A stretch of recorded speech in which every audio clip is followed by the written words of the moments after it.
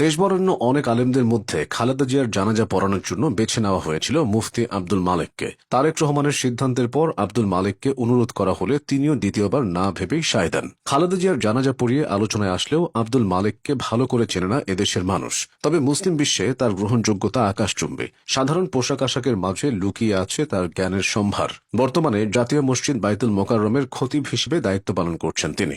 এমনি তিনি এই দায়িত্ব অর্জন করেননি। ইসলামী আইন বিশেষজ্ঞ হিসেবে বিশেষ করে হাদিস শাস্ত্র সহ বিভিন্ন বিষয়ে গবেষণামূলক কর্মকাণ্ডের জন্য তিনি পুরো মুসলিম বিশ্বে সুপরিচিত। তার রচিত বই আল মাদখাল ইলা উলুমিল হাদিস শরীফ বিশ্বে বিভিন্ন দেশে হাদিস শাস্ত্রের পাঠ্য বই। মুসলিম বিশ্বে প্রখ্যাত আলেম আব্দুর রশিদ নোমানী, তাকি ওসমানী এবং সৌদি আরবের আব্দুল ফাত্তাহ আবু গুদ্দার সাথে হাদিস শাস্ত্র নিয়ে বিস্তর গবেষণামূলক কাজ করেছেন তিনি। সুনামধন্য মাদ্রাসা মারকাজুদ দাওয়া আল ইসলামিয়ার সহ প্রতিষ্ঠাতা আব্দুল মালেক বর্তমানে প্রতিষ্ঠানটির শিক্ষা সচিব ও উচ্চতর হাদিস বিভাগের প্রধানও তিনি। বাংলাদেশ কওমি মাদ্রাসা শিক্ষা কমিশনের সদস্য তিনি। এছাড়াও ভারতের ইসলামী ফিকহ একাডেমির সদস্য তিনি। হাদিস শাস্ত্রের উপর তার অন্তত 10টি গবেষণামূলক বই রয়েছে।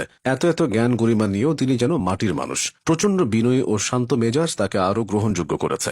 সাধারণ স্যান্ডেল পরে মাথা নিচু করে হাঁটাই তার সরলতার প্রমাণ দেয়। মুফতি আব্দুল মালেক 1969 সালের 29 আগস্ট কুমিল্লা জেলার লাকসাম উপজেলার সারাসপুরে জন্মগ্রহণ করেন। 5 ভাই বোনের মধ্যে তিনি দ্বিতীয়। তার বাবা শামসুল হক একজন আলেম ছিলেন। পরিবারে কুরআন ও প্রাথমিক শিক্ষা অর্জনের পর তিনি চাঁদপুরের খিরিহারা কওমি মাদ্রাসায় মিশকাত জামাত পর্যন্ত পড়াশোনা করেন। 1988 সালে তিনি পাকিস্তানের জামিয়া উলুমুল ইসলামিয়ায় দাওরায়ে হাদিস সমাপ্ত করেন। এরপর তিনি এই মাদ্রাসার উচ্চতর হাদিস বিভাগে ভর্তি হয়ে 3 বছর আব্দুর রশিদ নোমানীর তত্ত্বাবধানে হাদিস অধ্যয়ন করেন। 1992 সালে তিনি দারুল উলুম করাচিতে ভর্তি হয়ে 2 বছর তাকি উসমানীর তত্ত্বাবধানে উচ্চতর ফিকহ ও ফতোয়া অধ্যয়ন করেন। 1995 সালে তিনি সৌদি আরবে গিয়ে আব্দুল ফাত্তাহ আবু গুদ্দার তত্ত্বাবধানে 1997 সাল পর্যন্ত প্রায় 2.5 বছর হাদিস শাস্ত্র সহ অন্যান্য গবেষণামূলক কাজের গবেষণা সহযোগী হিসেবে কাজ করেন। 1996 সালে তিনি সহ আরও কয়েকজন আলেম ঢাকায় উচ্চতর ইসলামী শিক্ষা ও গবেষণা প্রতিষ্ঠান মারকাজুদ দাওয়া আল ইসলামিয়া প্রতিষ্ঠা করেন। কওমি মাদ্রাসার সরকারি স্বীকৃতি প্রদানের লক্ষ্যে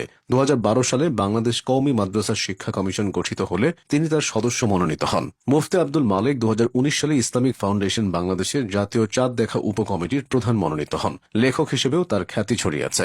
আরবি ও বাংলায় তার রচিত গ্রন্থের মধ্যে উল্লেখযোগ্য হল আল মাদখাল ইলা উলুমিল হাদিস শরীফ, উম্মার ঐক্য পথ ও পন্থা, আল ওয়াজিজ ফি শাইয়্যি মিন মুস্তালাহিল হাদিস শরীফ এবং মুহদারাত ফি উলুমুল হাদিস।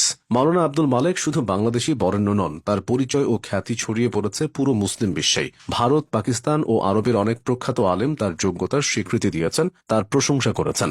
সিরিয়ার প্রখ্যাত মুহাদ্দিস শায়খ আওয়ামা মাওলানা আব্দুল মালেককে মুহাক্কিক আলেম হিসেবে উল্লেখ করেছেন। সিরিয়ার আরেকজন প্রখ্যাত মুহাদ্দিস শায়খ আব্দুল ফাত্তাহ আবু গুদ্দা তার প্রশংসা করেছিলেন।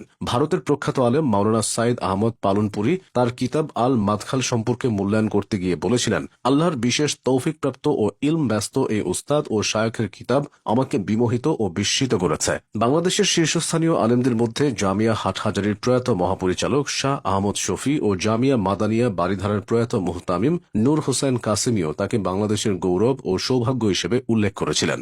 আক্ষরিক অর্থেই মুফতি আব্দুল মালেক বাংলাদেশের গর্ব। খালেদা জিয়ার ঐতিহাসিক জানাজা পড়িয়ে তিনি নিজেও গর্ববোধ করেছেন।